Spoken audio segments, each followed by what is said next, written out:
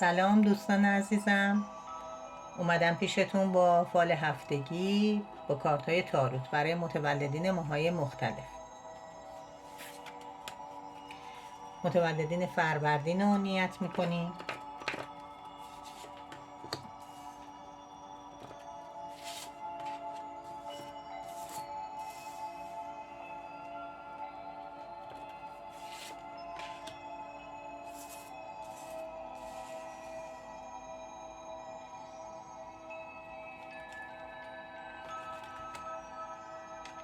خب براتون این هفته یه خبری میبینم که راجبه یه شراکت یا یه جلسه‌ای راجبه یه سرمایه گذاری یا شراکتی هست و اینی که اشخاصی که اونجا هستن آدمایی هستن که با همدیگه همراهن، اوکی هن و خیلی خوب میتونن با همدیگه تفاهم بکنن و برداشت مالی خیلی خوبی رو خواهید داشت. بریم متولدین اردیبهشت رو ببینیم.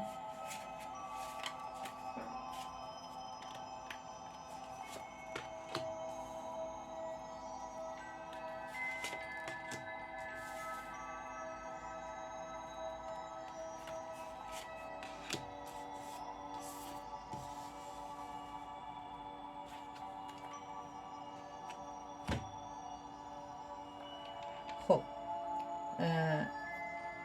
کسی که وضع مالی مناسبی داره یا شغل خیلی مناسبی داره برای یه پیشنهادی میاد پیشتون. برای مجردین این میتونه یه خواستگار باشه یا پیشنهاد ازدواج باشه، ولی یه مقداری فکرتون به هم ریخته است.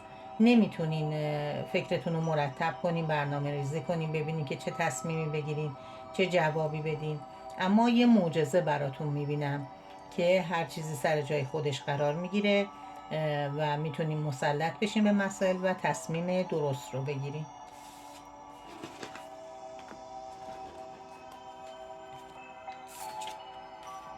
بریم برای متولدین خرداد.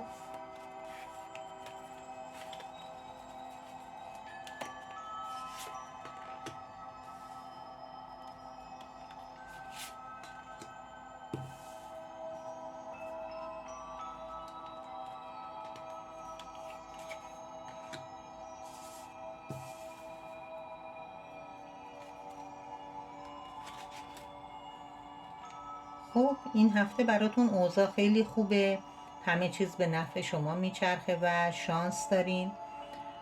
همینطور در رابطه با شغل و کار یه پیشنهاد خیلی خوبی رو دریافت میکنین یا دعوت به کار میشین جایی، اما خودتون انگار که میترسین، انگار نمیتونین راه درست رو تشخیص بدین. ولی اگر که فکرتون رو رو به راه بکنین، درست نگاه کنین، راه برای پیدا کردن چاره یا راه روشن براتون کاملا مشخص میشه اگر که نترسین. از فرصت هایی که دارین استفاده بکنین، حیفه.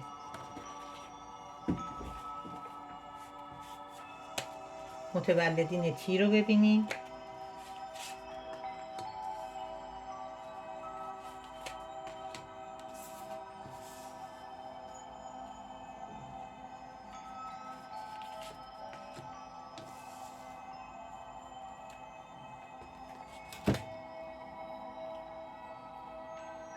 خب از نظر مسائل احساسی که فوق‌العاده براتون شرایط خوبه، همینطور از نظر مالی میتونین حامی خوبی باشین و یا اینکه از حمایت یک شخصی که وضع مالی خوبی داره برخوردار باشین و با حمایت اون میتونین راهی رو که براتون باز شده یا بهتون پیشنهاد شده رو پشت سر بذارین و تو اون راه قدم بذارین. فقط اینکه از تغییر نترسین و سعی کنین که اگر کاری احتیاج به قرارداد و نوشتن داره حتما این کار رو انجام بدین و بیگدار به آب نزنین. متولدین مرداد رو ببینین.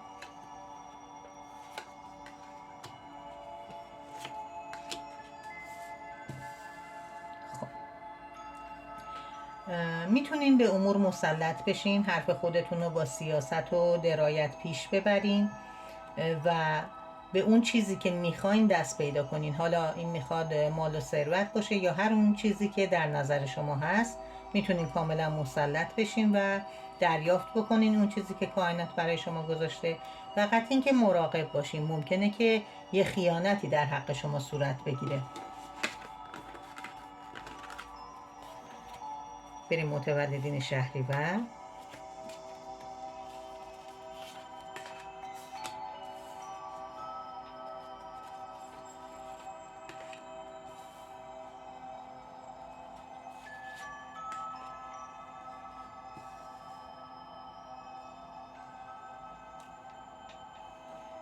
یه تلاشی رو میبینم یا یه درگیری و بگو مگو ممکنه باشه، ولی شما میتونین با درایتی که دارین، با حسن اخلاقی که دارین، کاملا هم از این موضوع کنار بمونین از صدماتش، هم بتونین ایجاد صلح و آرامش بکنین. این قدرتیه که در وجود شما نهفته هست و باعث میشه که شما کارماهای خوبی رو توی کائنات براتون ایجاد بشه و از این کارماهای خوب برخوردار بشین.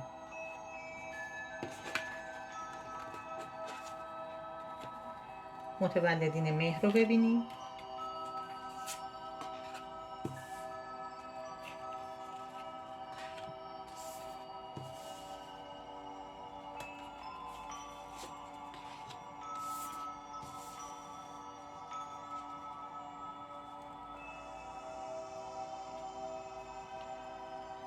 منصب خوبی رو توی کار و شغلتون به دست میارین یا اینکه حرفتون ارزش بیشتری پیدا میکنه توی محل کارتون، یا ممکنه امضاتون اهمیت پیدا بکنه و این باعث میشه که از نظر مالی حسابی دستتون پر بشه، طوری که اصلا انگار با پول بازی میکنین، گره های مالیتون باز میشه.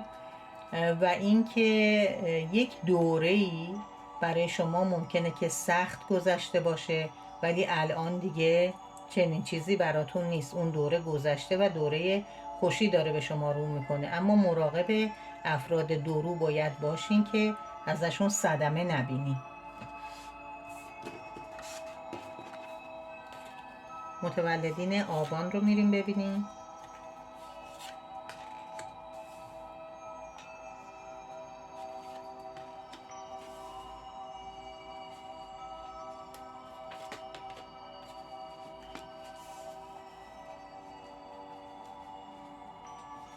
بسیار بسیار کارت های خوبی برای متولدین آبان اومد.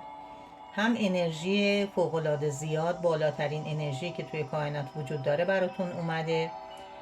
همینی که دیدارهای خوشایند و خوب برای مجردین، دیدار با کیس احساسیشون میتونه باشه. برای متأهلین هم دیدار با کسی که براشون خوشاینده و اینکه توی خونهشون ممکنه جشن و سروری برگزار بشه یا خوشبختی خیلی زیاد، خوشحالی بزرگ توی چهاردیواری خونه براشون میبینم. متولدین آذر رو بریم ببینیم.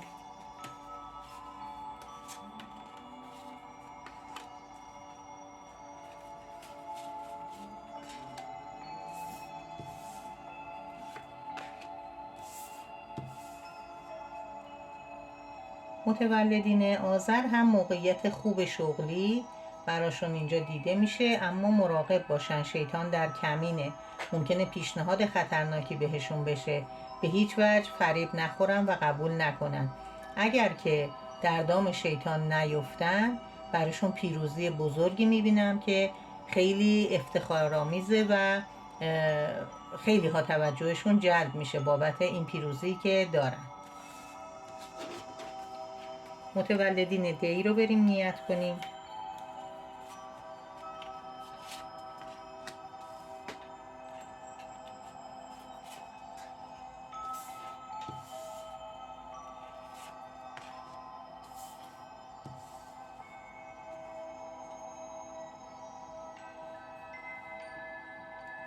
متولدین دی یه دفعه برنامه‌هاشون به هم میریزه، اونطوری که فکر میکردن پیش میره پیش نمیره.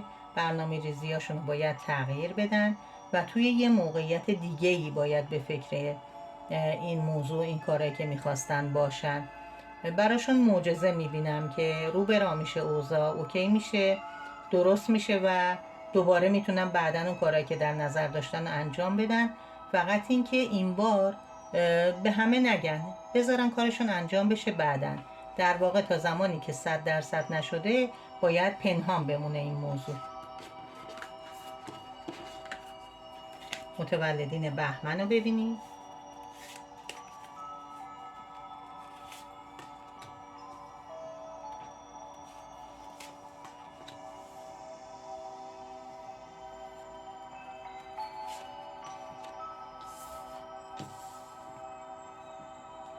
متولدین بهمن مسئولیت زیادی روی دوشتون قرار خواهد گرفت این هفته، اما شما از پسش برمیایین و کاملا میتونین مسلط بشین و جایگاه بسیار خوبی رو به دست بیارین، طوری که کاملا مغرور بشین به این شرایطی که دارین، اینقدر که اوضاع براتون از نظر جایگاه اجتماعی خوب میشه. فقط این که مراقب باشین، تو چشم و نظر قرار نگیرین، براتون سحر و طلسم انجام ندن. ممکنه این تغییراتی که برای شما پیش اومده برای حسودانتون قابل تحمل نباشه. متولدین اسفند رو ببینیم.